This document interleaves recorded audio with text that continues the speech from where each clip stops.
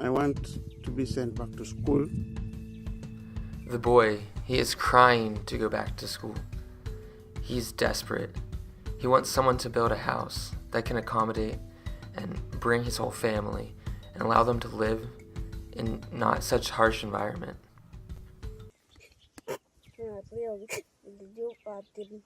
Secondly, if they can build a proper house for my parents and the family. The children and the parents, 7 in total, all sleep in a tiny, temporary, mud and wattle single-room house with no space, very small, and no room to themselves.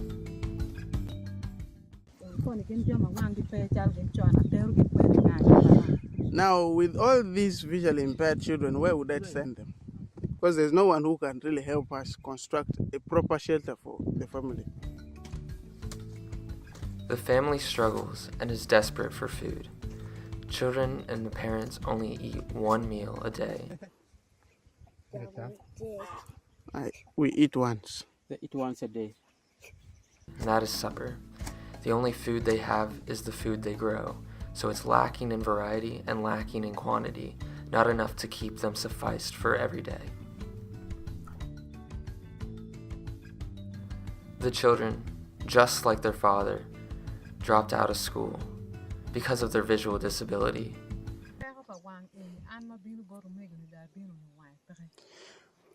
I also remember by the time I get married to him, he already got blind. But all these other kids I had with him initially had no visual impairment. It makes it very difficult to read, write, or to complete any task that is demanded of them in the school setting. This my son I'm holding really wants to go back to school, but there's no one who can help me facilitate his education.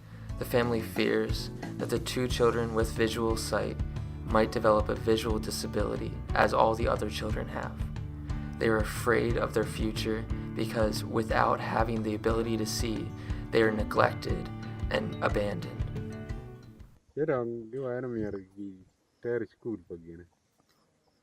School for blind. Then the teachers recommended him to send him to the blind school, Gulu Primary School. The teachers complained. Jeffrey could no longer write well. He couldn't see where he was writing. His words were all across the paper and they were barely readable. His family could not afford the special needs education, so he was not going to be well accommodated in his current school, and they couldn't send him to the new school, so Jeffrey just left school completely. Their mother is always stressed and always in pain. She wants the best for her children, however, she feels like she is not providing it. Having almost all children have a visual disability is very difficult.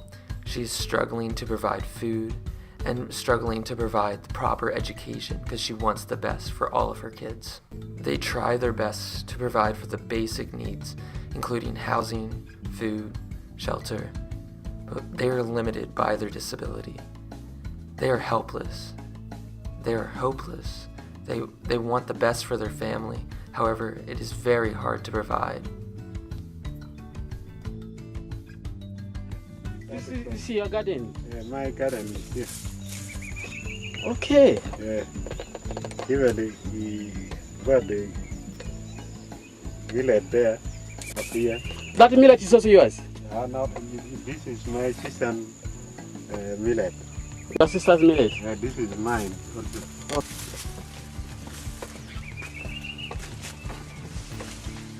You're about to harvest millet in about 1 month. Even when they try to engage in the community, they cannot do it effectively. People notice that they have this disability, and not everyone is loving and accepting of them, and they are almost secluded from the community. When asked if they know the boundaries of their land, they reply no. They know where their land ends? Their land ends? She says no. How are they supposed to know the boundaries of their land with their visual disability? Over time, people will start to overstep their boundaries and take their land, leaving them with nothing. If you look, Jeffrey has a wound, and it's an open wound. And flies are disturbing him. Have you tried taking him to hospital?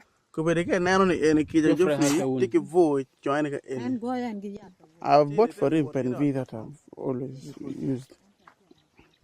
They're using whatever drugs and medication they can get their hands on to help the boy. However, it is festering, it is in an unsanitary location, there are flies around, and it's just not good for the boy's health.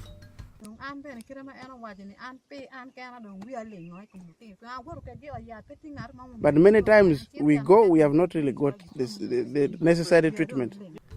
The family cannot have any health services because they cannot afford the fee. The fee is just too great for them and they have no income, so they have no ability to pay this fee. The nearest hospital around here is church operated, and you normally first pay this subscription fee, and especially whenever you go to see the doctor, you have to pay 5,000. They use whatever little money they have to provide the essentials like food so they can continue to live, but they cannot access these needed health services. The nearest very small center is about 3 miles from their home. There is no clear path to get there, and with their visual disability is very difficult. And once they arrive, the consultation fee for a child is equivalent to about 50 cents. For an adult, it's about $1.25, and is something that they cannot afford. When the father is asked, where did this disability come from? He is puzzled and confused. His parents and foreparents did not have this disability. They had good sight. However, whenever he was in high school, he developed this visual disability, and ever since his life has been changed.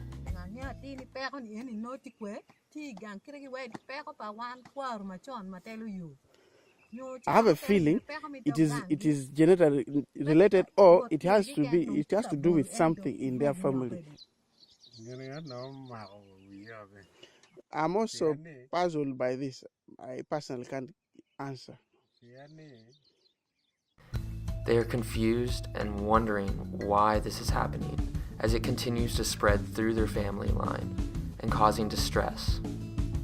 It is very saddening to see the whole family desperate as the visual disability continues to pass through the family line. They are helpless. They have no one to take care of them, as all of them are suffering from the same disability. It is very difficult for providing for the family, and it just tears the family apart as they see that they cannot provide for their children the way they would like to.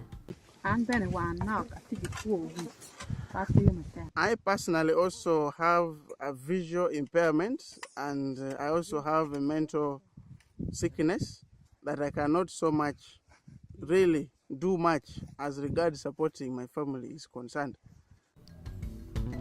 Most children are crying out for new toys, new clothes, but Jeffrey is crying out for something else. Jeffrey is crying for service and for hope, and through that, he wants to go back to school. He is desperate. He wants school more than anything. The memories that he has from when he was little and could still see and play with friends and attend school are still fresh in his mind. Even his sister, Betty, she attended tailoring training. However, she had to drop out because she could not see colors or patterns, and this made it very difficult for her to continue as a tailor. I'm feeling my eyes pain. So your eyes are paining? Yeah. She has the ability to sew clothes. However, they do not have the money to afford a sewing machine, making it very difficult. Despite their visual disability, the family still works night and day as hard as anyone else, trying to provide just the bare essentials for their family. They understand the environment in which they are working to ensure that there are no obstacles so that they can provide and do the agriculture that they need.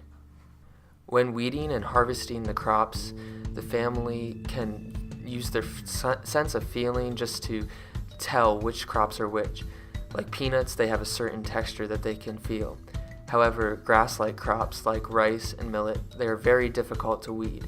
So they use their 2 children that still have not been affected by the visual disability to help them out. However, they are in total fear that if these 2 children also develop this disability, they will not be able to still provide in the agriculture and farming sense. Other crops, they use other senses to differentiate. Like sesame, they use the sense of smell. Sorghum is very simple. They know it to the touch. What is unique about millet, it is very hard to uproot and it has a stronger root system, which makes it more difficult to pull. Cassava, by the feeling and the texture of the leaves and stems. He cannot differentiate young cassava from weeds. He doesn't know how to weed the young tender cassava crop. So that is when his family and the 2 children play a vital role. Having an ox plow would allow them to expand and be more productive in their farming techniques. It would allow them to expand their farmland and produce more and more, allowing the family to strive better.